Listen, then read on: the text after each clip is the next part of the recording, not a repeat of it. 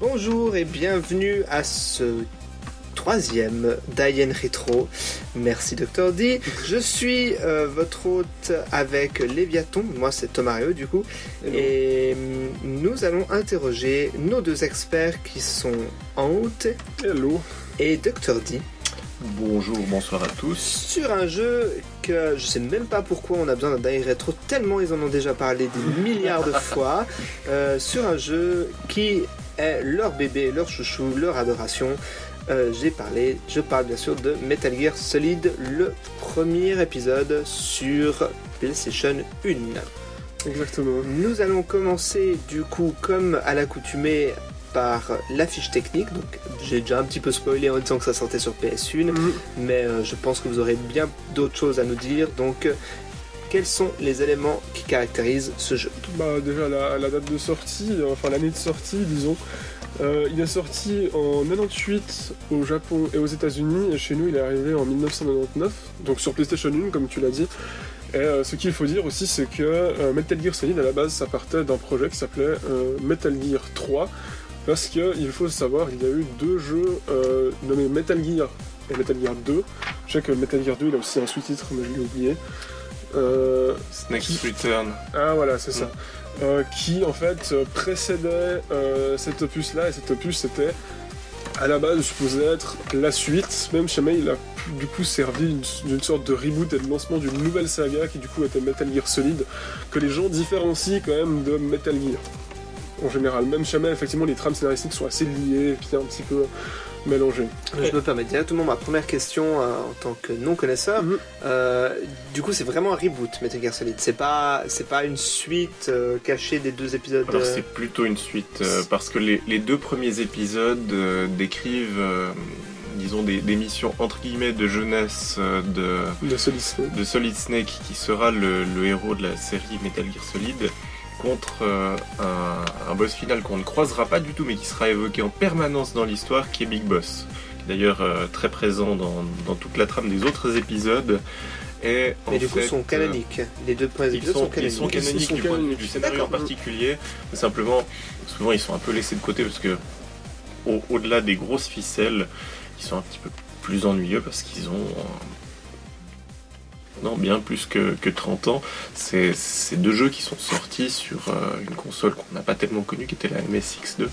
Et en l'occurrence, moi, je vous invite à tous essayer de trouver moyen d'y jouer, parce que vraiment c'est impressionnant de voir à quel point le gameplay était déjà très abouti et très proche de celui qu'on a avec Metal Gear Solid 1. Et moi je vais déjà répondre d'entrée de jeu à la question de pourquoi est-ce qu'on en parle encore.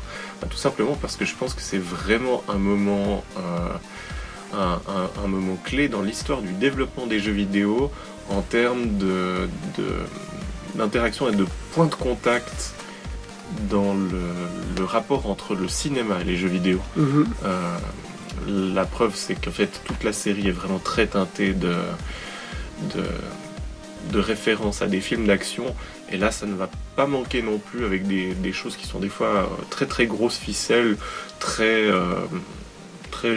genre film brutal, mais il n'empêche que la mayonnaise prend bien. Tout à fait, il y a des références à des films d'espionnage, des films d'action. Espionnage pour la musique, je pense aux 3 par exemple, qui a des musiques qui sont très typées James Bond. Mais effectivement, voilà, la série s'inscrit déjà dans 2 épisodes dont on parle beaucoup moins, mais qui ont quand même leur importance. Elle est du coup débarquée sur la fin des années 90, à la toute fin des années 90, chez nous, sur PlayStation 1. Du coup, voilà pour la petite fiche technique. Très bien. Très bien, ouais, non, c'est bien. Vous disiez les quelques références cinématographiques. Bon, on peut penser par exemple à la fameuse série des 007. Mais est-ce qu'il y aurait d'autres films qui auraient pu influencer Metal Gear Solid? Assez clairement. Bon, en ce qui concerne les Metal Gear, à partir du 3, il y a des séries entières, notamment le 3 se fait en pleine nature pour toute une partie, donc c'est très très inspiré de Rambo. Mais par contre, s'il devait y avoir un ou deux films assez marquants dans leur style, je pense que en particulier Die Hard, premier du nom, Piège de cristal, il y a une espèce de twist final qui est quand même largement sur la ligne d'un truc qui se passe dans Piège de cristal. Très bien. Je sais que c'est pas facile pour raconter le scénario de ce jeu, de pas trop s'éparpiller, mais essayez de vous concentrer le plus possible sur le premier épisode, même si évidemment vous allez un peu déborder C'est ça, exactement. sur les autres. Mais du coup, on va entamer la deuxième partie qui est le scénario de Metal Gear Solid 1. Ouais, alors comme tu l'as dit, il va falloir faire rapidement et de manière la plus concise possible un petit résumé, puisque même jamais l'histoire de Metal Gear Solid se passe en 2005, elle a en réalité commencé en 1922. Ce qui fait une immense période dans laquelle plein d'éléments se sont passés, et qui rend un peu la timeline Metal Gear très dense et très compliquée à suivre.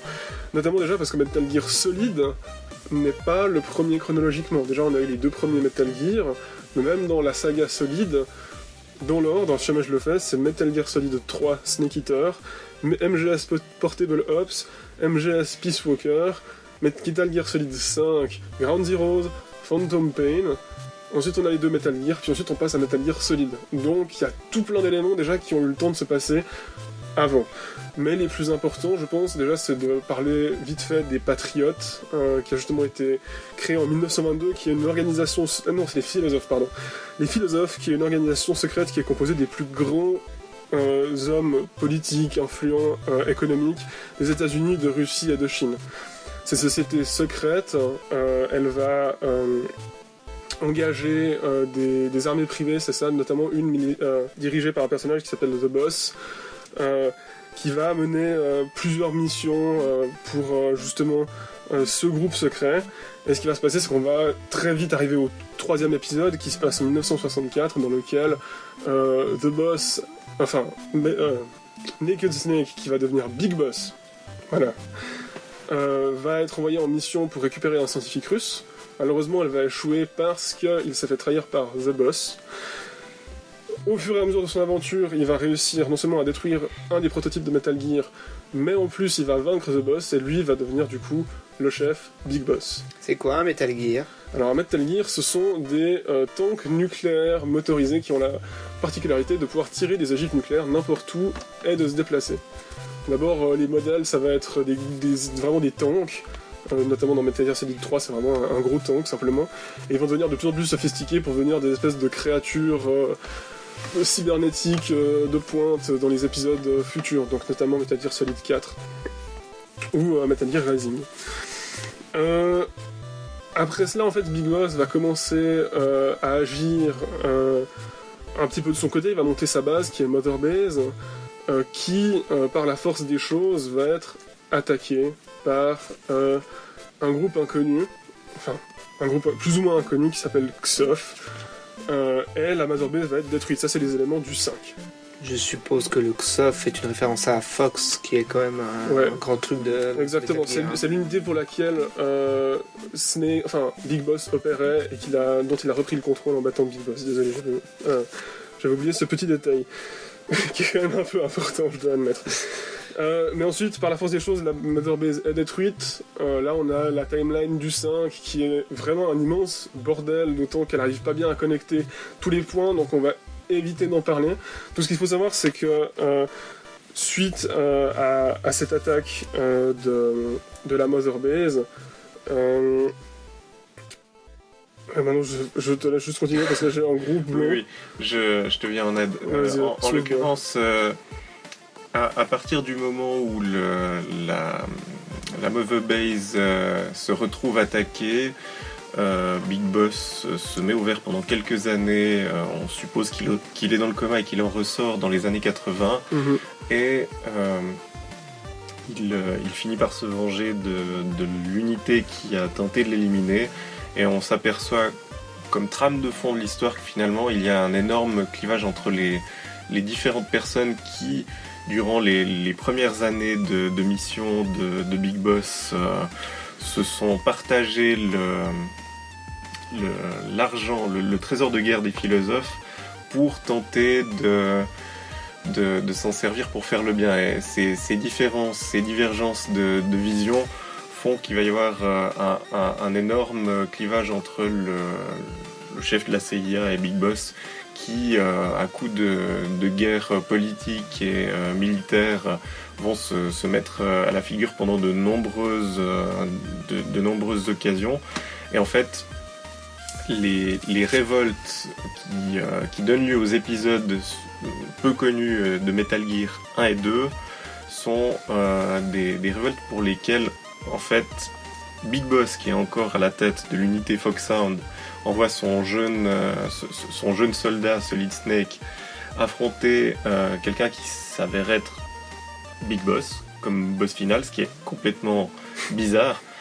On comprendra le pourquoi, parce qu'en fait il y a un imposteur.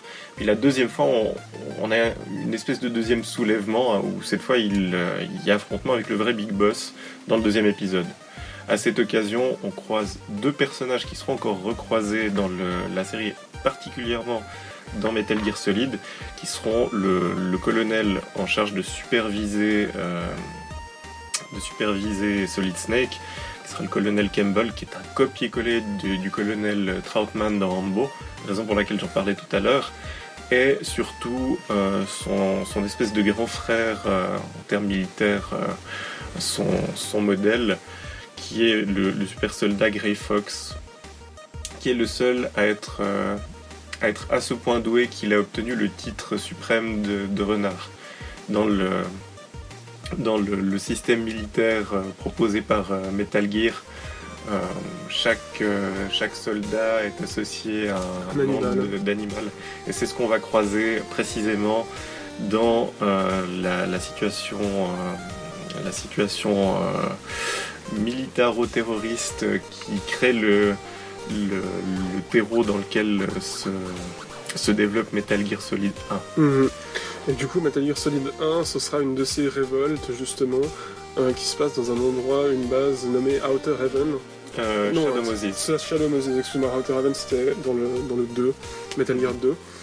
Et du coup, là, c'est une révolte qui est menée par, justement, ça veut dire les restes de Foxhound, menés par un homme dont on ne connaît pas l'identité au début, mais qui s'avérera être Liquid Snake, un des clones de Big Boss. Oui.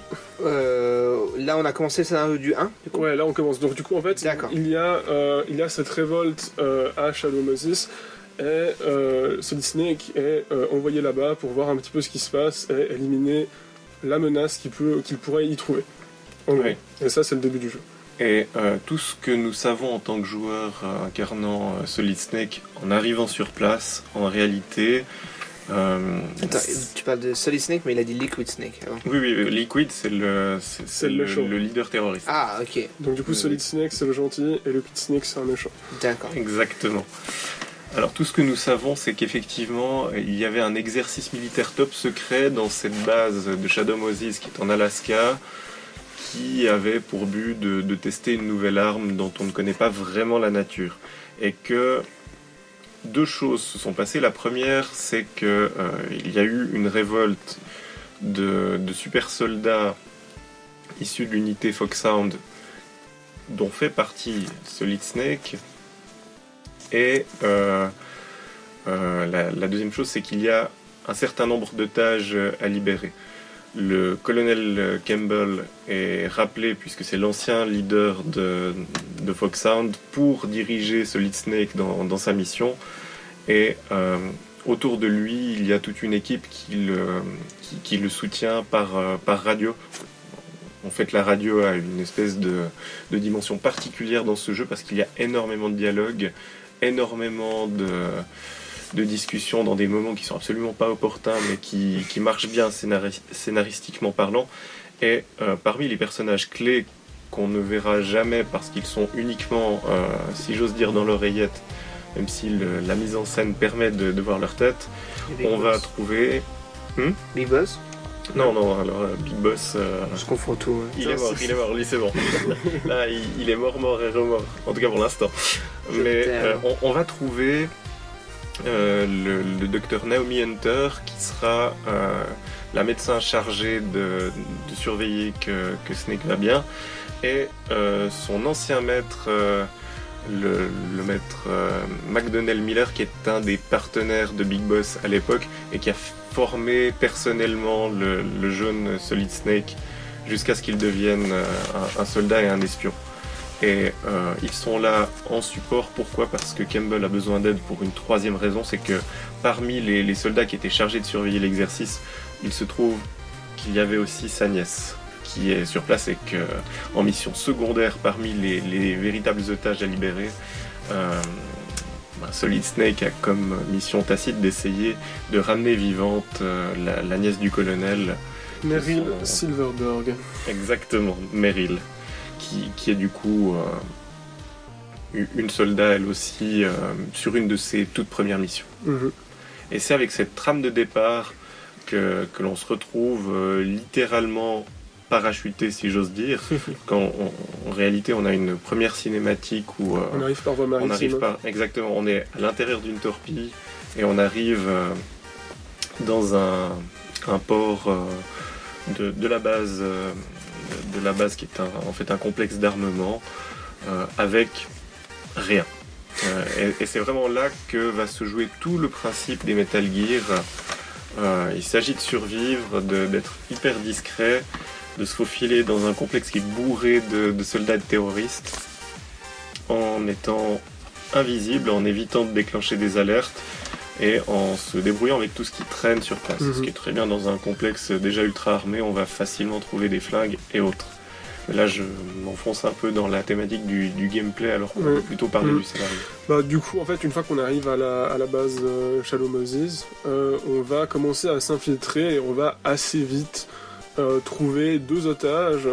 Le premier s'appelle Donald Anderson et on découvre que c'est le chef du DARPA. Donc DARPA, c'est Defense Advanced Research Project Agency. Donc en gros, c'est une personne importante pour l'organisation et qui évidemment aurait des informations par rapport à l'arme qu'ils essaieraient de tester à Shadow Moses. On essaie de l'interroger. Malheureusement, il meurt. Oui, très rapidement d'une crise cardiaque. Ensuite, Meryl est dans une cellule qui est très proche et qui est à côté, elle l'entend mourir mais elle ne le voit pas. Et ensuite, Dr. D. Alors, tout d'abord, il y a une espèce de quiproquo puisqu'elle pense qu'elle a affaire à Liquid Snake qu'elle a aperçu puisqu'elle faisait partie des soldats qui le suivaient avant la révolte. Et dans une scène d'action où elle se rend compte qu'en fait elle est du même côté que la personne qui vient de sortir de cette cellule, elle découvre qu'elle a affaire à quelqu'un de physiquement très très proche et elle se demande si, par le plus grand des hasards, Liquid et Solid ne seraient pas frères. J'allais poser cette question et je m'excuse au passage pour les petits bruits du chat qui viennent d'apparaître sur cet enregistrement. Mais bref, j'allais demander, est-ce que Liquid Snake et Solid Snake ont un lien quelconque ? Oui, tout à fait. Puisque Big Boss, vu qu'il était tellement réputé en tant que soldat et en tant que personne, et aussi probablement parce qu'il avait un peu une sorte d'ego surdimensionné, mais aussi parce qu'il était dans ces philosophes qui essayaient de développer des soldats, il a été cloné à de nombreuses reprises. Et les 3 clones qui ont pu subsister sont justement Solid Snake, Liquid Snake et un 3e personnage qu'on découvre vraiment à la toute fin du jeu, qui s'appelle Solidus Snake. Mais actuellement, les 2 personnages qui nous intéressent vraiment sont Solid Snake, le héros, et Liquid Snake, qui va être l'antagoniste. Alors, ce qu'il faut savoir, c'est qu'à ce stade-là, Solid Snake ne sait pas qu'il a un frère. On va le découvrir dans la suite de cet épisode. Et en réalité, toute cette histoire d'enfant lui est même inconnue. Il ne sait pas vraiment qui est son père. Il ne sait pas qu'il est l'enfant de Big Boss. Mais, entre autres informations très importantes, on apprend déjà du chef du DARPA une chose, c'est qu'une des exigences des terroristes, c'est d'avoir la dépouille de Big Boss, ce qui sera extrêmement important. Et l'autre information cruciale, c'est que l'arme qui est retenue dans ce complexe militaire, c'est une arme nucléaire pour laquelle il faut 2 clés. 2 codes. Des codes. Et en l'occurrence, une des une des personnes faisant partie de l'unité d'élite de Foxhound a réussi à, par télépathie, voler le code au chef du DARPA. C'est ce qu'il va dire. C'est ce qu'il va dire à Solid Snake avant de mourir. Et du coup, Solid Snake se met en quête de la deuxième personne à aller sauver parmi les otages clés, à savoir le président d'Armtech, la société qui est chargée du développement de l'arme en question, dont on ne connaît toujours pas la nature. Assez rapidement, on va réussir à trouver ce fameux président Baker qui est retenu et qui est torturé à peu près dans le moment où on le trouve. Par Revolver Ocelot, qui sera le premier boss de l'histoire. C'est une espèce de vieux briscard qu'on a d'ailleurs l'occasion de croiser dans les épisodes qui suivront, mais qui sont aussi des épisodes de préquels dans l'histoire. C'est un personnage qui est ultra important.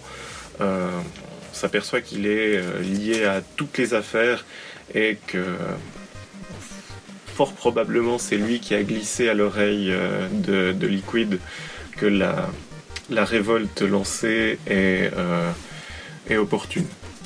Mais on arrive à l'affronter et à le battre assez facilement. Simplement que le combat finit par être interrompu par l'arrivée d'un mystérieux ninja qui, d'abord, qui lui coupe un bras et qui coupe un bras à Ocelot, hein, si jamais pas à Snake. Oui. Et qui, en plus d'avoir mis Ocelot en déroute, semble avoir un comportement complètement erratique, a l'air de connaître Solid Snake, mais en même temps, à chaque fois qu'il a l'air de se souvenir de certaines choses de son passé, on voit qu'il pète les plombs et qu'il se remet à tuer tout plein de gens. Donc là, il arrive une première fois en coup de vent, si j'ose dire, et disparaît à un moment qui permet d'avoir une seconde discussion avec un otage, qui est du coup le président Baker. Et ce président lui dit que lui n'a pas eu l'occasion de se faire lire son esprit par le médium de Foxhound. Il explique même que normalement on a développé des résistances qui font que c'est impossible, mais qu'en revanche il a cédé à la torture de Slot et qu'il a donné son code. Et qu'à partir de là, il y a une clé qui permet de désactiver l'arme en question qui s'avère être en fait le dernier cri en matière de prototype de Metal Gear. Metal Gear étant, on l'a dit, une espèce de tank nucléaire. Celui-là est une version tout à fait particulière, c'est une version tank nucléaire bipède du nom de Rex, avec un canon pour tirer à très très très haute distance des ogives nucléaires. Des ogives nucléaires depuis à peu près n'importe où. Ce qui la rend d'autant plus redoutable. Exactement. Mais du coup, une fois qu'il nous révèle tout ça, il meurt à nouveau d'une crise cardiaque comme l'autre otage, le chef de la DARPA. Donc, du coup, on peut se dire qu'il est un petit peu en sous roche, mais actuellement, on ne sait pas de quoi il s'agit. Et du coup, on va partir en quête justement de cette clé, vu que ça semble être le dernier espoir pour arrêter cette arme.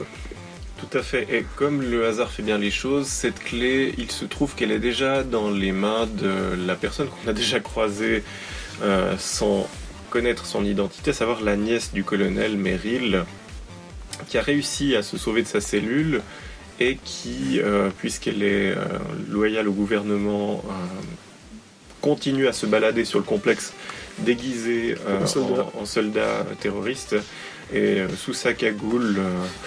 Parfois, elle continue d'essayer de faire un petit peu avancer les choses.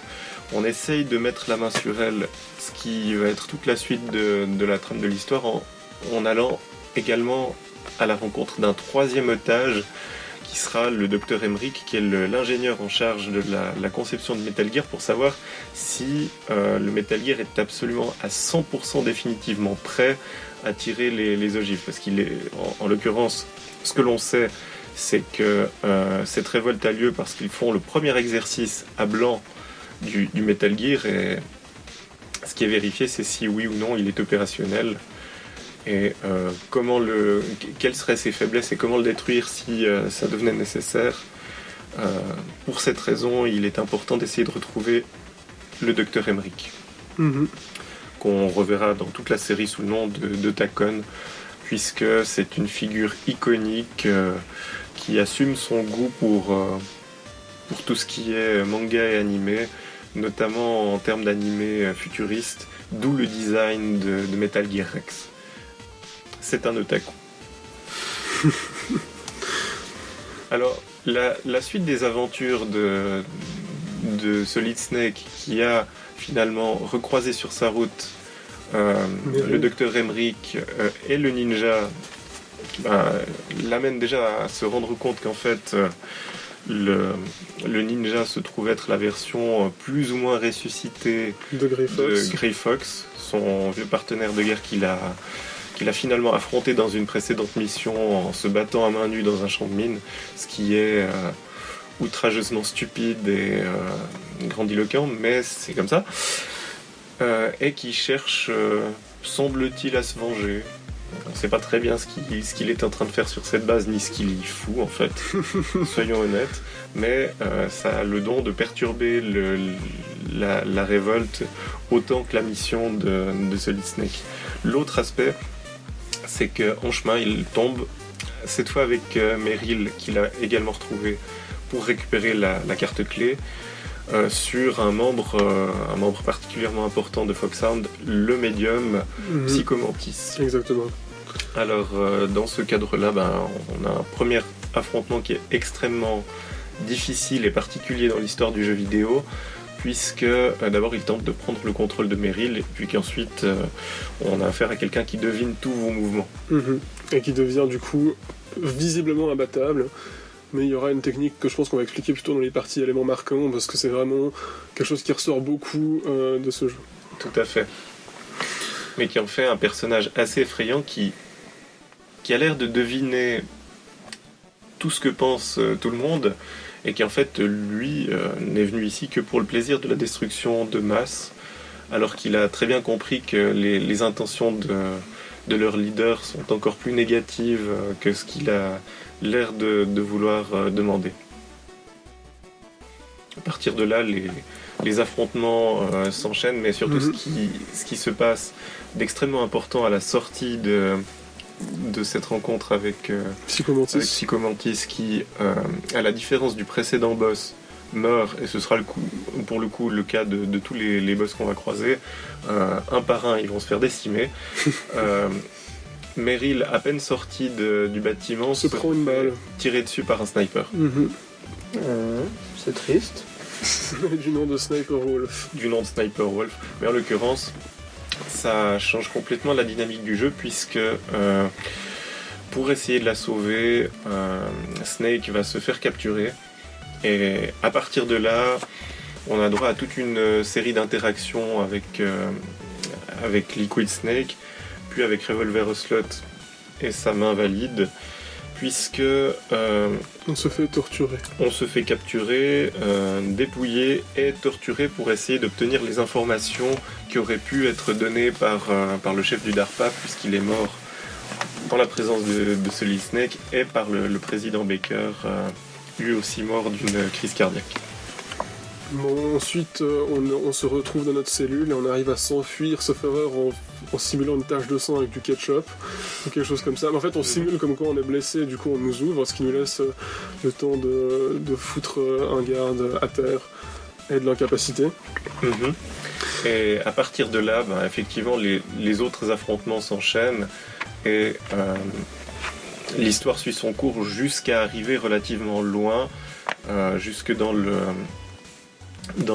hangar où est gardé le Metal Gear Rex.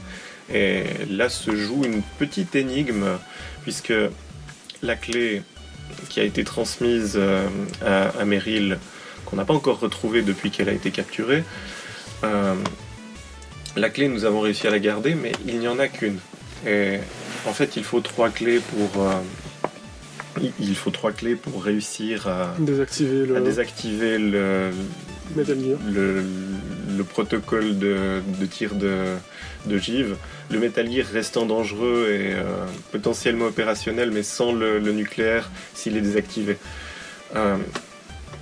Il y a une petite astuce en fait, cette clé est thermosensible et elle se déforme pour prendre 3 formes différentes en fonction de la température, ce qui permet toute une série de discussions extrêmement importantes pour le scénario. Par contre, au fil de notre traversée du complexe, puisque on est en Alaska, donc il va devoir ressortir pour aller la mettre au froid, puis après se balader dans un haut fourneau pour réussir à la réchauffer.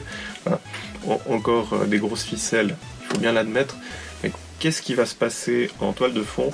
On apprend qu'en fait, le Dr Hunter qui est chargé de soigner Solid Snake est probablement une espionne.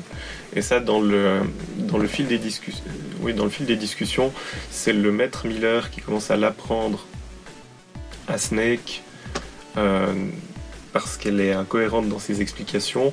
Et à ce stade, les gens commencent à enquêter sur elle, notamment parce que, en tant que médecin, elle est sans doute la personne qui a la plus grande chance de pouvoir expliquer pourquoi les gens meurent sélectivement au contact de Snake. Il va s'avérer qu'elle lui a injecté un virus qui s'appelle le FoxDie, qui est un virus qui arrive à tuer les gens en fonction de leur ADN.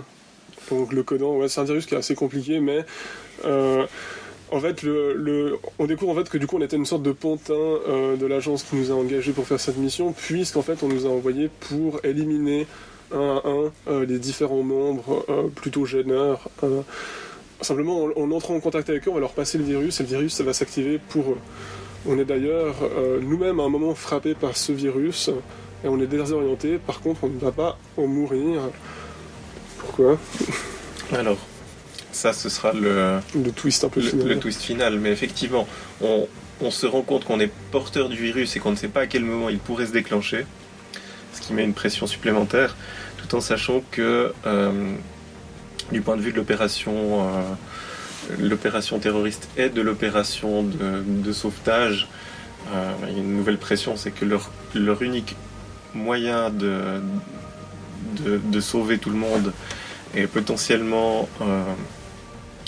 en danger de mort parce que le Dr Hunter se trouve être la sœur adoptive du fameux Grey Fox, ce qui explique sa présence sur les lieux, et c'est elle qui l'a secouru après qu'il a été retrouvé dans un état de quasi-mort et transformé plus ou moins en ninja robot par la médecin qui gérait Foxhound avant son arrivée.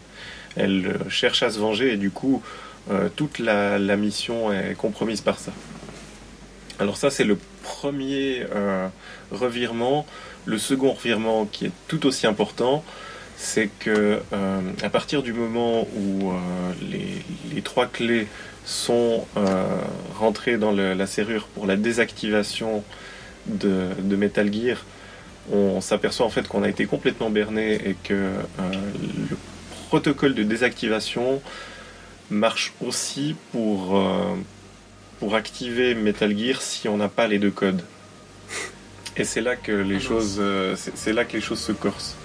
Le premier des 2 otages n'était pas en réalité un otage, mais un des membres de Foxhound qui s'est déguisé pour essayer d'obtenir des informations, et il est mort sur le coup, donc il n'a pas pu transmettre ces informations à son équipe, mais en réalité le premier vrai otage, le chef du DARPA, le vrai, n'a jamais pu donner son code parce qu'il est mort sous la torture de Slot. Et de fait, l'idée qui a été trouvée par Mantis, c'était simplement d'utiliser Solid Snake pour qu'il fasse tout le parcours en lui laissant des brèches dans la sécurité pour être sûr qu'il réussisse à activer le Metal Gear en lieu et place de le désactiver. Et qui surveille que son avancée soit correcte, c'est là où on est encore plus dans des grosses ficelles. Depuis le début, il est en communication radio avec Liquid, le leader terroriste, qui se faisait passer pour son maître, en réalité tué quelques jours plus tôt, et retrouvé dans sa baignoire. C'est tordu quand même. C'est complètement tordu. Il n'y a que dans le cinéma qu'on pourrait croire ce genre de truc, et c'est encore plus des grosses ficelles que le Japon le permet assez facilement. Et du coup, qu'est-ce qui se passe ? Tout simplement, par la force des choses, Metal Gear est activé et s'ensuit un énorme affrontement contre un Liquid armé d'un Metal Gear qu'on doit finalement affronter plus ou moins seul. Je dis bien plus ou moins parce que d'abord il y a une intervention inespérée d'un Grey Fox en mode ninja qui fait des dégâts et qui rend ce Metal Gear un tout petit peu plus vulnérable. Ce qui fait que, en se sacrifiant d'ailleurs. En se sacrifiant, oui. Ce qui fait qu'il est possible de mettre ce Metal Gear hors course. Mais à quel point ? J'aimerais juste, est-ce que c'est prêt ? Parce que vous dites le code d'activation, lorsque le Metal Gear a été activé, est-ce qu'il pouvait encore lancer ses ogives nucléaires au moment où Solid Snake l'a activé sans savoir ? Tout à fait, ouais, parce que du coup on a juste activé le Metal Gear, donc ça veut dire qu'il était parfaitement opérationnel. À la base, les clés devaient juste désactiver la possibilité de lancer des ogives, sauf que jamais on n'a pas d'abord entré les deux codes, ça active simplement le Metal Gear, ce qui est un peu bizarre comme fonctionnement, mais qui du coup fait que le Metal Gear est activé et pleinement fonctionnel. Donc si jamais voulait tirer des ogives, il pouvait tirer des ogives. D'accord. Ce qui rend du coup le combat d'autant plus critique. Oui, bon, il y a une particularité, c'est que ce Metal Gear, il est tout à fait badass, mais finalement, s'il peut pas tirer d'ogive, là où il se trouve, il est relativement peu dangereux parce que tout en étant badass à une distance courte ou moyenne, il est quand même perdu au milieu de l'Alaska. Et d'où l'utilité des ogives qui lui permettent de tirer directement au cœur des États-Unis sans problème. Et c'est là où on en vient, après avoir détruit le Metal Gear, en ayant pris des dégâts, à avoir ce qu'on trouve inévitablement dans les films hollywoodiens d'action, une discussion assez interminable avec le méchant avant un combat à main nue. Oui, c'est comme ça. Ouais. Et on apprend qu'en fait les restes de Big Boss sont demandés par les soldats, et en particulier par les membres de Foxhound, parce que tous ces soldats sont des soldats génomes qui sont porteurs de la même maladie et ils ont besoin de cet ADN pour essayer de guérir, ce qui est évidemment encore plus le cas de Liquid et de Solid Snake. S'ensuit une baston à main nue sur le haut de la dépouille de ce Metal Gear Rex, où on finit par assister à la chute de Liquid. Et dans un dernier élan théâtral, qu'est-ce qui se passe ? Le gouvernement ne croit plus vraiment à l'équipe en charge de Foxhound parmi ceux qui sont envoyés pour le sauvetage. Ils décident en gros de nitrater la base en sachant que ce virus Foxdie avait quoi comme mission d'effacer les preuves. Donc la dernière forme de gommage de toutes les preuves, ça va être de faire exploser la base avec un délai de quelques minutes pour essayer de s'en échapper avant l'arrivée des avions. Et là on assiste à un dernier combat final avec un liquide. Un dernier combat final. Dans le monde du jeu vidéo, c'est un grand classique. Avec un liquide complètement pété mais qui est sur une voiture et qui essaye encore de vous sortir de la route. Il s'agit de le dégommer pour réussir à s'en sortir à temps. Enfin, très classique. Le méchant, quand bien même il est mort 3 fois, il est encore là juste pour essayer de vous entraîner avec lui dans une mort certaine. Et alors, à partir de là, 2 cas de figure peuvent se produire.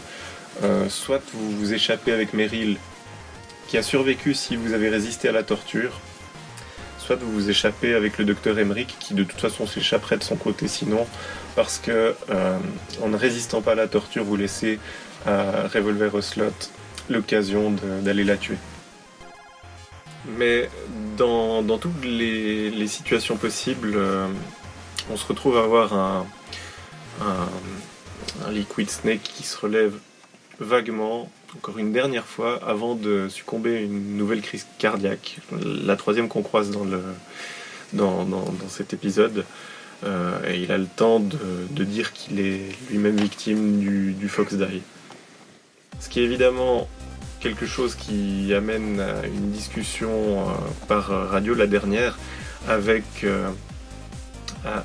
Naomi Hunter, le Dr Hunter, pour savoir si Solid, qui est quand même le jumeau de Liquid, va aussi mourir.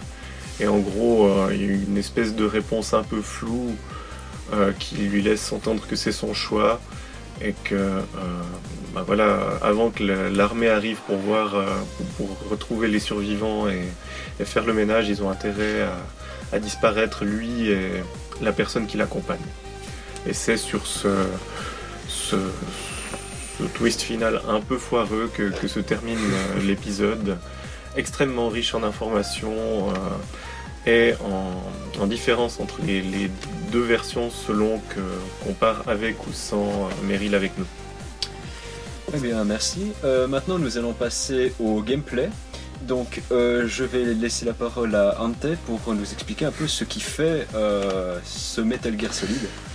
Ce qui fait un peu la formule Metal Gear qui va rester au travers de quasiment tous les épisodes, avec 2-3 déviances comme le Metal Gear Rising Revengeance et Metal Gear Solid 5, c'est les discussions par le codec qui sont absolument centrales à l'histoire, mais qui du coup aussi ponctuent le gameplay par des phases de dialogue qui vont simplement nous donner des informations et raconter l'histoire. Une autre chose aussi qu'il faut dire évidemment, c'est que comme on l'a dit, on est un espion, on est un soldat, mais surtout la façon dont on va commencer à s'introduire dans Shadow Moses et dans toutes les autres missions, à la base, on doit être discret, on doit s'infiltrer. Pour ça, évidemment, il ne faut pas se faire repérer. Et ensuite, on a plusieurs façons d'agir. On peut soit utiliser des flingues et dézinguer absolument tout le monde et s'en ficher, avoir des alertes quand même, mais éliminer tous les ennemis avant de nous faire tuer. Ou on peut également s'infiltrer et ne pas se faire repérer et entrer discrètement. Et puis encore... Enfin, vas-y, je vais quand même te laisser parler.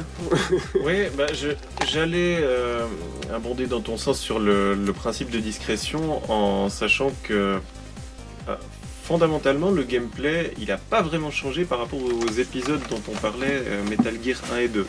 À savoir que dès ces épisodes-là, le principe c'est de ne pas se faire voir, idéalement de tuer les adversaires à la main parce que ça fait moins de bruit qu'avec le pistolet, et puis un peu plus tard de trouver des silencieux qui permettront d'éviter tout simplement d'avoir à déclencher une alerte à chaque fois qu'on veut tirer sur un adversaire.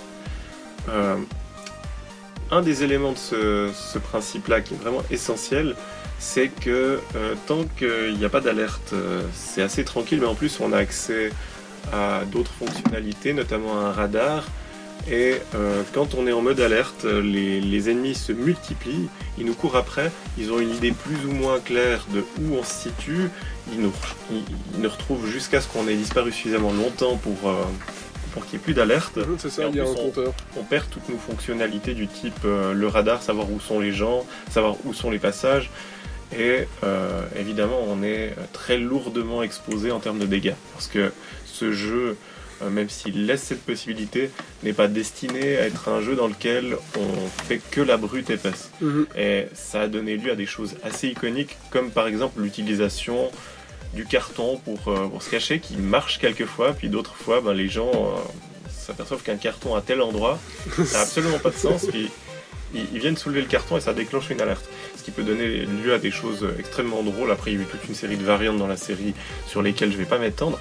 Mais par contre, l'autre point vraiment essentiel, c'est effectivement le fait que les discussions par radio, quand bien même c'est pas de l'action, sont une partie intégrante du jeu qui représente, je pense, plusieurs heures dans le jeu qui lui-même, je pense, court entre 15 et 25 heures de jeu et de cinématique.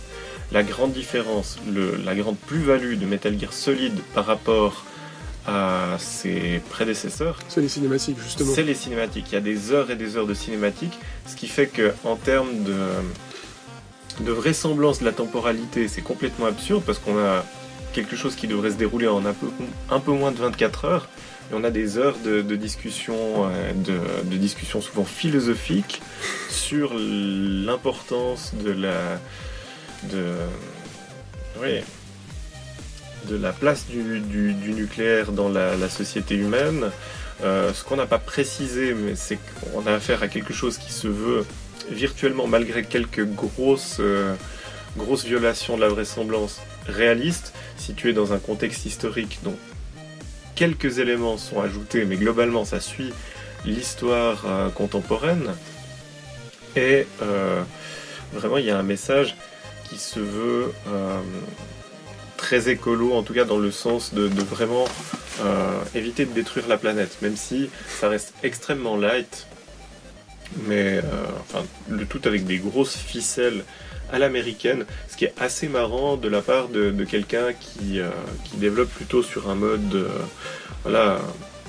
plutôt japonais. Mais le créateur de la série, Hideo Kojima, est quelqu'un qui a clairement baigné dans les films américains et ça transparaît dans son effort, dans sa volonté de faire des choses vraiment très dans la veine de ce qu'on trouvait dans les années 80, voire avant en matière de film. Et là-dessus, c'est totalement flagrant que cette inspiration de ces années-là, on la retrouve même dans le remake qui a été fait sur GameCube, où il y a quelques ajouts du style les ennemis qu'on tue. Maintenant, il faut cacher les cadavres et on doit les cacher à différents endroits pertinents. Ce qui arrive aussi à certains moments des aventures de John McClane dans les Die Hard. Bon, et bien maintenant, vous allez nous partager les éléments marquants de ce titre. Déjà, comme on l'avait mentionné, le combat contre Psycho Mantis est probablement la scène la plus mémorable de tout le jeu, puisque au début, on ne peut simplement pas le battre. Dès qu'on essaie de faire quelque chose, il a la parade, il connaît nos moindres mouvements. Bon, ça mène aussi à une scène rigolote où il lit notre mémoire, sous-entendu, il lit notre carte mémoire. Et si jamais il retrouve des jeux Konami, il va dire « Ah, je vois que tu aimes bien ce jeu-là, ah, tu vois, comme je suis trop fort ». Il va aussi nous demander de poser la manette par terre et puis il va la faire vibrer, ce qu'il fait. Parce que... Ça, à l'époque, si on avait déjà la manette DualShock, parce que les premières, n'avaient même pas Joystick. les joysticks, donc il y avait plein de fonctionnalités à cette scène qui était clairement une scène avec des possibilités d'interactivité. Si on n'avait pas de carte mémoire, il en faisait un scandale, il comprenait pas pourquoi. Si on avait une carte mémoire, mais qu'on n'avait pas beaucoup sauvegardé, il faisait des commentaires du style « t'es imprudent », c'était vraiment un moment marrant. Voilà, c'est ça. Et puis le combat est d'une brutalité absolue, en tout cas au début, jusqu'à ce qu'on comprenne comment le battre, puisque, en fait, ce qui se passe, c'est qu'il lit nos mouvements parce que la manette est branchée dans le port 1 de la console. Il va falloir donc brancher sur le port joueur 2, et à partir de ce moment-là, on va pouvoir commencer à le battre et à ne plus se faire anticiper à chaque mouvement.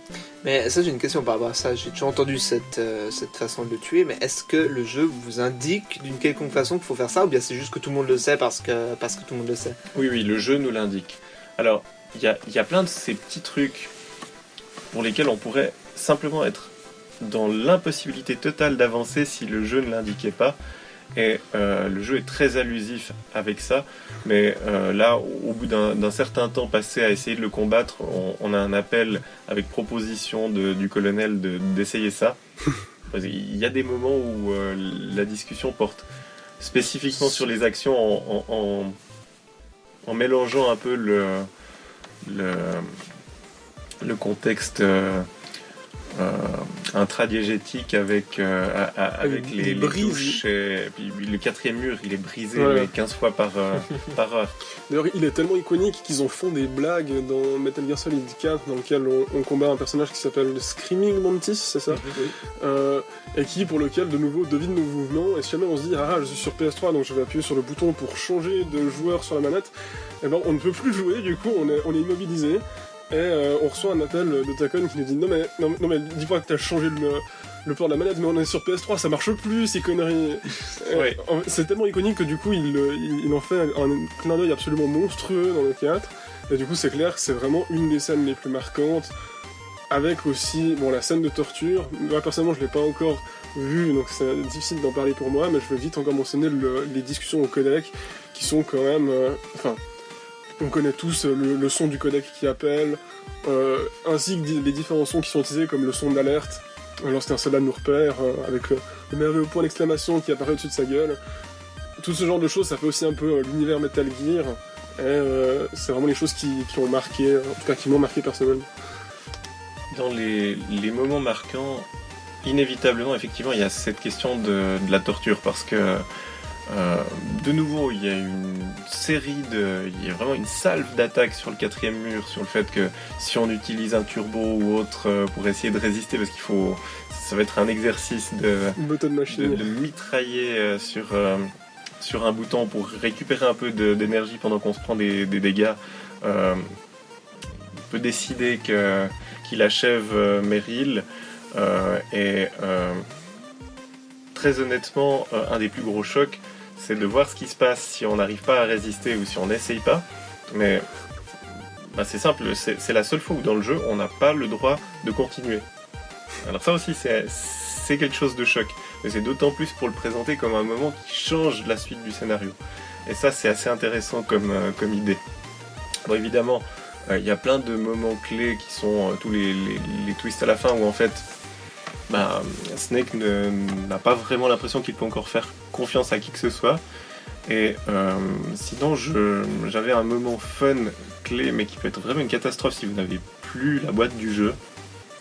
C'est la fréquence radio. C'est un grand classique. C'est que pour contacter plusieurs des personnages clés sur le codec ou la radio, il faut connaître leur fréquence.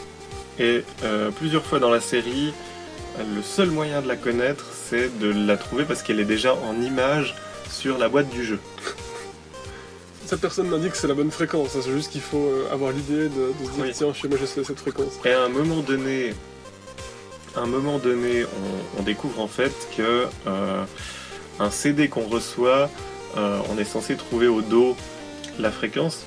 Évidemment, on peut pas voir ce CD, puis il faut avoir le recul de se dire ah ouais, c'est la boîte du jeu. Et ça m'amène d'ailleurs à un dernier moment clé qui n'est pas interne à l'histoire, mais une fois le générique terminé, on a une discussion au téléphone entre le président des États-Unis et la taupe qui était chargée de veiller à ce que les preuves soient bien détruites et à récupérer l'enregistrement de toute l'opération, qui se trouve être le personnage de Revolver Ocelot, qu'on va retrouver dans toute la série comme étant le type qui a un double jeu maintenu. Ouais. Mm-hmm. Ce qui en fait un personnage extrêmement perturbant, d'autant plus que c'est un sadique qui prend plaisir à torturer les différents héros qu'on va incarner, mais ce qui le rend extrêmement rigolo à croiser. Très bizarre. Puis sinon, un dernier élément marquant essentiel, alors là c'est uniquement pour la nostalgie, c'est le doublage dans la version française, qui est quand même... nanardesque. Il est bien nanardesque, mais qu'est-ce que c'est drôle. Super. Est-ce que l'un de vous a quelque chose à rajouter par rapport à Metal Gear Solid 1 ? Ou bien vous pensez qu'on a fait le tour ? Je pense qu'on a fait le tour. On peut mentionner vite fait que du coup, c'est un monument iconique dans le domaine du jeu vidéo, qui a marqué notamment par son rapprochement avec le cinéma, en termes non seulement visuels comme avec des cinématiques, mais aussi scénaristiques. Et que c'est pour ça qu'on en parle encore aujourd'hui et que la saga a un tel nom en fait. C'est parce que cet épisode a marqué ton monde en fait sur la PlayStation 1. Oui, j'en parlais tout à l'heure, la série, le personnage de Solid Snake, il a presque 30 ans, mais ce qu'il faut dire, c'est que cette année, l'épisode dont on parle, qui est vraiment un épisode marquant dans l'histoire de la série et de la firme qui l'a produite, c'est un épisode qui a 20 ans. 20 ans est la première fin de la série, puisqu'on pensait que ça s'arrêterait à Metal Gear Solid 4, qui est effectivement la fin des aventures de Solid Snake, aura aussi 10 ans cette année. Donc la boucle se boucle, et c'était assez intéressant d'en parler, en tout cas au moins une fois dans un Die-On rétro, puisque c'est quand même un monument sur un monument qui est la série en tant que telle, quoi. Moi j'ai juste une dernière question avant qu'on conclue. Si j'avais le choix de jouer à l'original ou bien au remake de la GameCube, lequel vous conseilleriez de faire en premier ? Personnellement, j'ai commencé à y jouer sur la version PS3 en fait, le remaster, le portage qu'ils ont fait sur PlayStation 3 dans la Legacy Collection, Metal Gear Solid Legacy Collection. Cependant, je l'ai racheté sur PlayStation 1, je n'ai pas encore eu l'occasion de m'y mettre, du coup je pense que ce sera plutôt Dr. D qui aura une réponse. Alors, dans les deux cas, c'est celui de la PS1 qui apparaît, parce que celui de la GameCube est un portage un peu particulier, puis je pense qu'en termes de droit, il y a eu tout un bricolage qui fait que c'est un peu compliqué de pouvoir y avoir accès sur PS3.